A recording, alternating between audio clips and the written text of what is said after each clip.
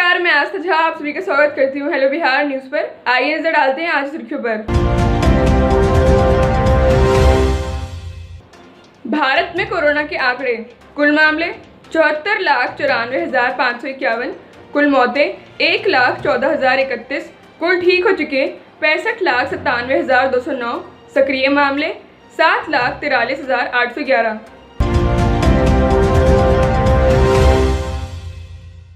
कर्नाटक के 4 जिलों में रविवार को भी बाढ़ के हालात गंभीर बने रहे। यहाँ कृष्णा और भीम नदी उफान पर है और सेना, राज्य एवं राष्ट्रीय आपदा मोचन बल बचाव कार्य कर रहे हैं तथा बाढ़ के बीच फंसे हजारों लोगों को निकाला गया है। कृषि कानून और हाथरस मामले को लेकर कांग्रेस ने नए आंदोलन का ऐलान कर दिया है। पार्टी ने 31 अक्टूबर को पूरे देश में किसान अधिकार दिवस और 5 नवंबर को महिला एवं दलित उत्पीड़न विरोधी दिवस मनाने का ऐलान कर दिया है। इसके लिए सभी प्रदेश कांग्रेस और जिला कांग्रेस को निर्देश दिए गए हैं।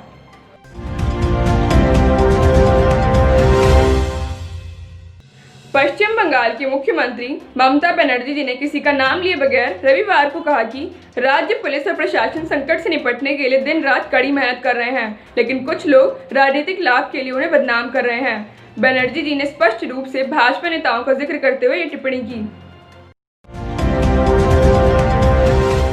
असम और मिजोरम के लोगों के बीच हुई हिंसक झड़प में कई लोगों के घायल होने के बाद दोनों राज्यों की सीमा पर तनाव की स्थिति है। हिंसा के दौरान झोपड़ियों और दुकानों को आग लगा दी गई। एक घायल की हालत नाजुक बताई जा रही है।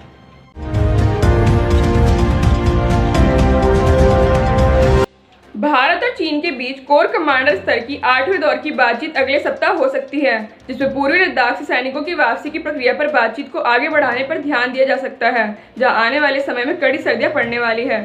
सरकार के सूत्रों ने यह जानकारी दी।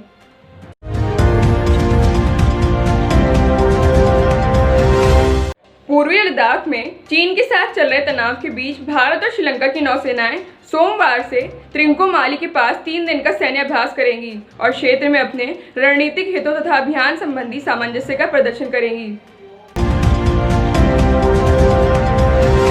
केंद्र पर्यावरण मंत्री प्रकाश जावड़ेकर जी ने रविवार को कहा कि प्रदूषण की समस्या को एक दिन में हल नहीं किया जा सकता है और प्रदूषण फैलाने वाले हर एक कारक से निपटने के लिए लगातार प्रयास की जरूरत है। उन्होंने यह भी कहा कि देश में वायु प्रदूषण के पीछे प्रमुख कारक यातायात, उद्योग, अपशिष्ट, धूल, पराली, भूगोल एवं मौसमी दशाएं हैं।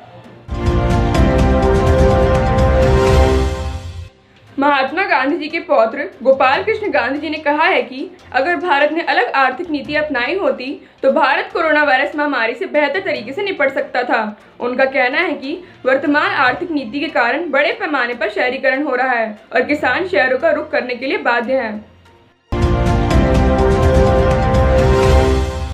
केंद्र स्वास्थ्य मंत्री डॉक्टर हर्षवर्धन जी ने रविवार को स्वीकार किया कि देश के कुछ जिलों में सीमित संख्या में कोरोना वायरस का कम्युनिटी ट्रांसमिशन हुआ है। उन्होंने कहा कि पूरे देश में कम्युनिटी ट्रांसमिशन नहीं हुआ है। स्वास्थ्य मंत्री जी ने अपने साप्ताहिक सोशल मीडिया कार्यक्रम संडे संवाद में यह बात कही है।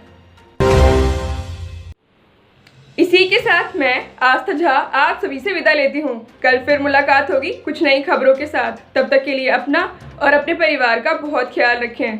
आशा करती हूँ आपको हमारा न्यूज़ प्रोग्राम पसंद आया हो। इसे लाइक एंड शेयर ज़रूर करें। धन्यवाद।